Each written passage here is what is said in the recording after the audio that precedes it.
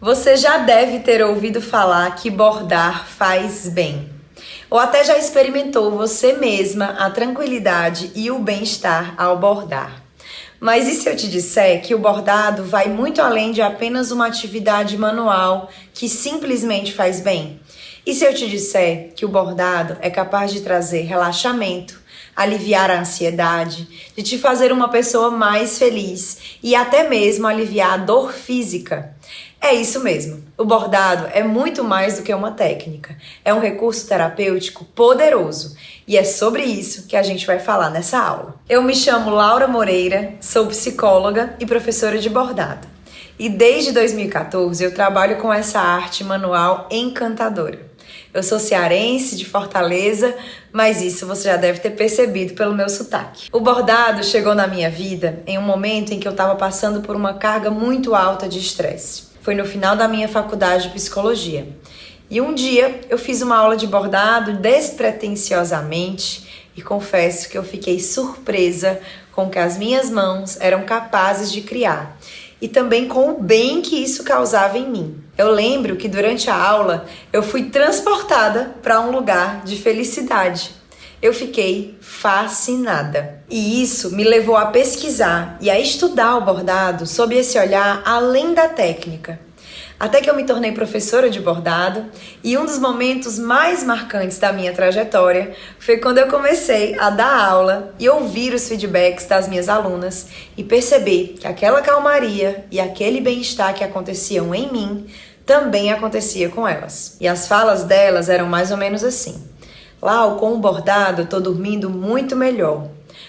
1 hora de bordado aliviou o estresse de uma semana. Agora eu tô me sentindo muito mais tranquila. O bordado me ajudou a atravessar a perda do meu pai, esse momento de luto.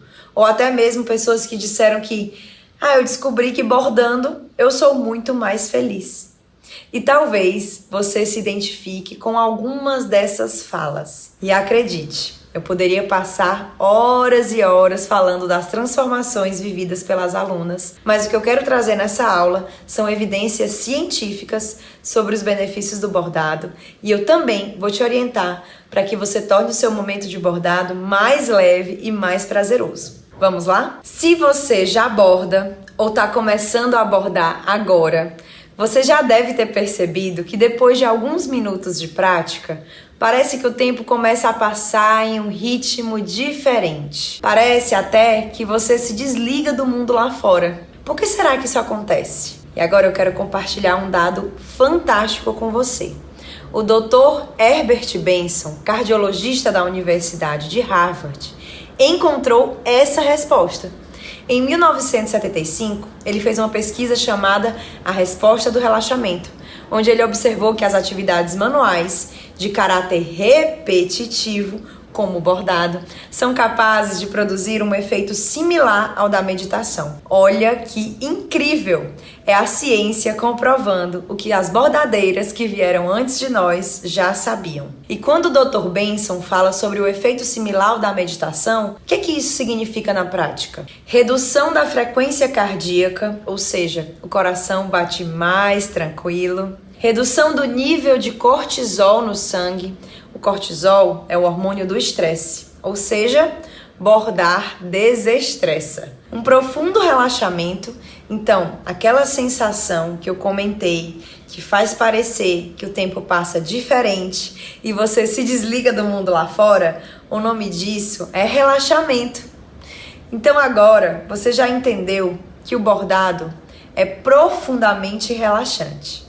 Mas como que a gente pode usar essa informação a nosso favor? E eu vou te dar agora 3 dicas realmente muito importantes que vão potencializar os efeitos terapêuticos do bordado. E eu recomendo que você anote, pois essas são dicas que eu testei e comprovei a eficácia com as minhas alunas e que transformaram o bordado delas e também a vida. Vamos lá para a primeira dica: respirar antes de bordar.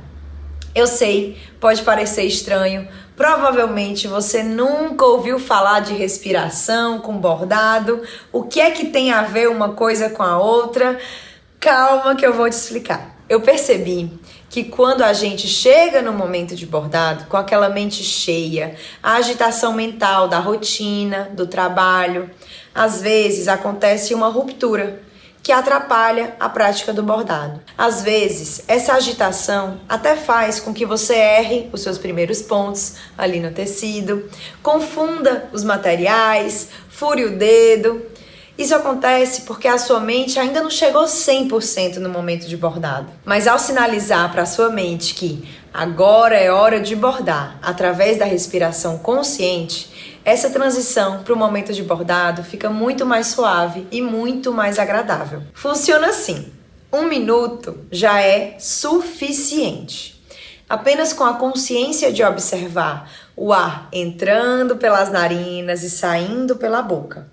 Se isso parece muito complicado, lembra, respirar foi a primeira coisa que você aprendeu a fazer quando você nasceu. A segunda dica é importantíssima. É ritualizar o seu momento de bordado. No livro Sem Esforço, o autor traz a diferença entre um hábito e um ritual. E esse conceito se aplica perfeitamente no bordado. Um hábito é algo que fazemos pensando no resultado, enquanto um ritual é algo que fazemos porque desfrutamos do processo. Por exemplo, no livro, ele traz uma situação que estava acontecendo com a família dele. Todo dia era um problemão decidir quem é que ia lavar a louça depois do jantar. E isso se repetia e já estava até causando briga na família. A motivação de lavar a louça era simplesmente terminar, ou seja, o resultado, ver a louça limpa. Até que ele pensou: como é que eu posso tornar essa atividade tão chata prazerosa? Ele teve a ideia de colocar músicas da Disney e dublar com os filhos enquanto todos ajudavam na louça. E o que aconteceu foi que o momento de lavar a louça passou a ser esperado ao invés de ser evitado. O prazer que estava só no resultado agora também estava no processo. E agora eu quero que você se pergunte: como eu posso transformar o meu momento de bordado em um ritual, em um processo prazeroso? Será que é colocar uma música? Ouvir um podcast que você ama? Pegar um sol enquanto você borda? Tomar um chazinho? Porque bordar, gente, leva tempo. E se você passa o tempo todo do bordado só pensando na hora de concluir, o prazer do processo se perde.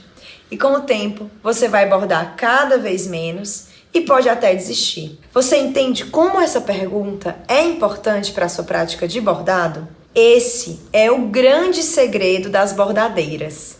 Elas entenderam que o prazer de bordar não está em terminar um bordado. O prazer de bordar está em bordar. E agora, a terceira e última dica: desapegue da perfeição. Eu sei, é polêmico, mas eu preciso te explicar por quê. Na verdade, essa orientação é: desapegue da necessidade de ser perfeita. E eu quero que você entenda que se desapegar da necessidade de ser perfeita é totalmente diferente de buscar a sua evolução no bordado, de tentar melhorar a cada dia. Inclusive, eu tenho certeza que se você está nesse curso é porque você quer se tornar uma bordadeira melhor. E isso é admirável. Mas o que eu tô falando aqui é daquela pressão de ter que ser perfeita, aquela pressão que te trava. Buscar evoluir todo dia é encorajador. Buscar a perfeição paralisa. E isso é importante de te dizer porque você está em um ambiente de aprendizagem. É uma sala de aula, mesmo que virtual. E uma parte fundamental do aprendizado é o erro. E no processo de bordado, você vai errar. Faz parte. Ao se libertar da necessidade de ser perfeita, o seu processo de bordado vai ser mais prazeroso. Você vai bordar mais e, inevitavelmente, a sua técnica vai se aperfeiçoar. Esses são os conceitos básicos do bordado terapêutico: respirar, ritualizar e desapegar da perfeição. Quero que você se lembre desses 3 pilares no seu próximo momento de bordado e que você desfrute. Eu espero que você tenha aprendido algo novo e que você tenha gostado dessa aula. Um grande abraço para você e bom bordado!